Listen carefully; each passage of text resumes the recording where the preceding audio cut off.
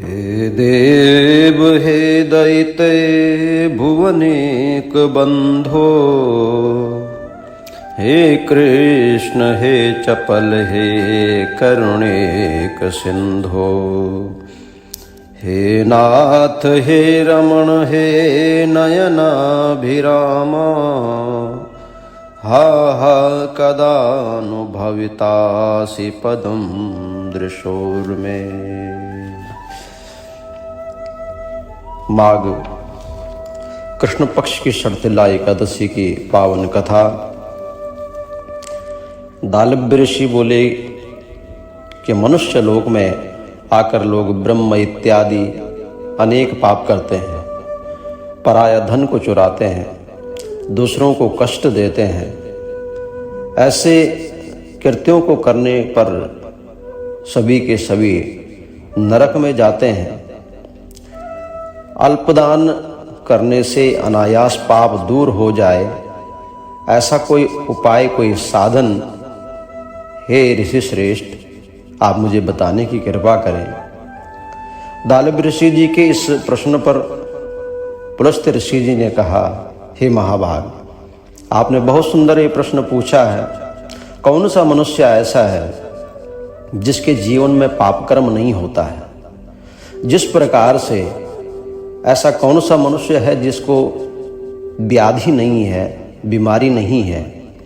और अगर मनुष्य उन बीमारियों का इलाज ना करे तो बीमारियां आगे भयंकर रूप धारण कर लेती है। उसी प्रकार मनुष्य के जीवन में किया हुआ पाप तो करते हैं लेकिन उसका प्रायश्चित नहीं करते हैं। इसलिए आपने बहुत श्रेष्ठ प्रश्न पूछा है, जिसको ब्रह्मा विष्णु और इंद्रादि देवताओं ने किसी से नहीं कहा। तुम्हारे पूछने पर उस गुप्त बात को मैं तुमसे कहता हूँ। माघ मास के आरंभ में ही शुद्धता से स्नान करके इंद्रियों को वश में करना चाहिए। जल से हाथ पैर धोकर भगवान का स्मरण करें। ऐसा गोबर ले जो पृथ्वी पर न गिरा हो, उसमें तिल और कपास मिलाकर पिंड बनाने चाहिए।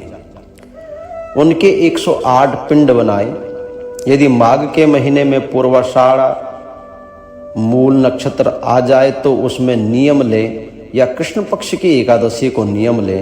उसका विधान मुझसे सुनो।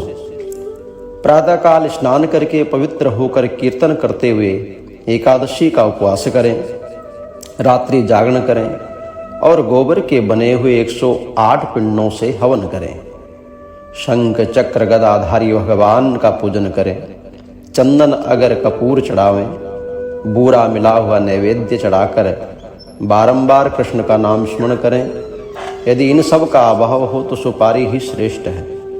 फिर अर्घ्य देकर जनार्दन का पूजन करके प्रार्थना करें, हे कृष्ण आप दयालु तथा पापियों को मोक्ष देने वाले हो। हे जगतपते, मेरे दिए हुए अर्घ्य को आप स्वीकार करें और कहें कि श्री कृष्ण भगवान मेरे ऊपर प्रसन्न हो। खेत में तिल बोने से जितनी संख्या में तिल पैदा होते हैं उतने 1000 वर्ष तक वह मनुष्य स्वर्ग में निवास करता है। तिल से स्नान, उबटना, होम, तर्पण, भोजन और दान करें। ये 6 प्रकार की विधि पापों को नाश करती है। इसी से इस एकादशी का नाम शर्तिला एकादशी है।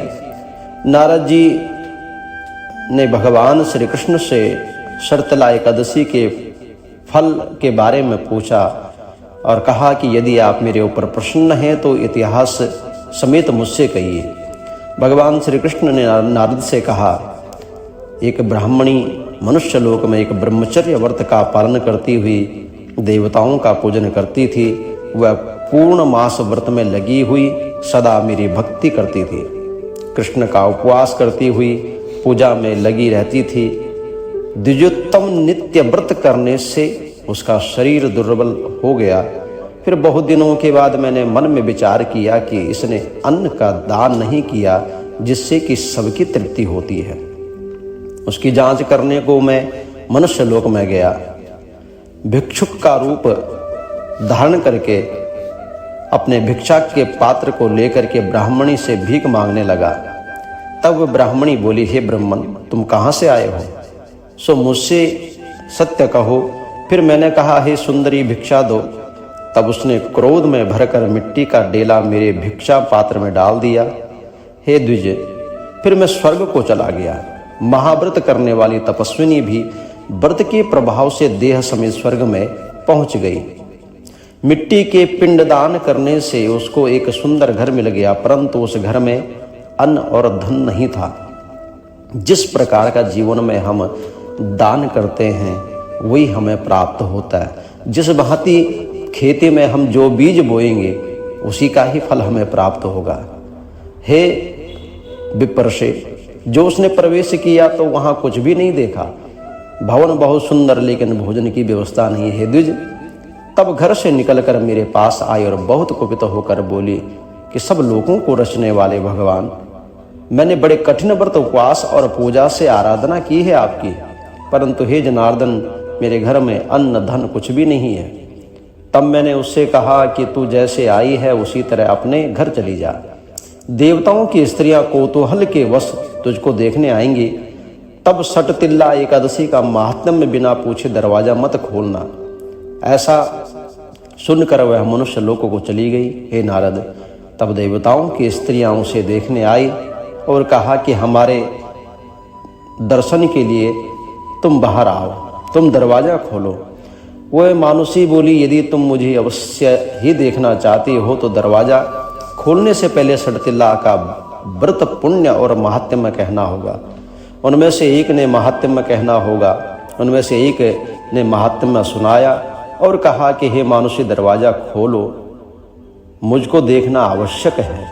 उसने दरवाजा खोल दिया। उन सब ने मानुषी को देख लिया। देवियों के उपदेश से सत्य पर चलने वाली उस मानुषी ने भुक्ति और मुक्ति को देने वाली सटतिल्ला का व्रत किया। तब वह मानुषी क्षण भर में रूपवती और कांति युक्त हो गई और उसके यहाँ धन धान्य, वस्त्र, सुवर्ण, चांदी ये सब हो गया। विधि पूर्वक किया हुआ दान सब पापों को नाश करता है। हे मुनि सत्तम, इससे शरीर में थकावट, अनर्थ, कष्ट नहीं होगा और जो जीवन में हम बहुत पाप करते हैं वो सारे के सारे पाप सब समाप्त हो जाएंगे। जय श्री राधे, जय श्री कृष्णा।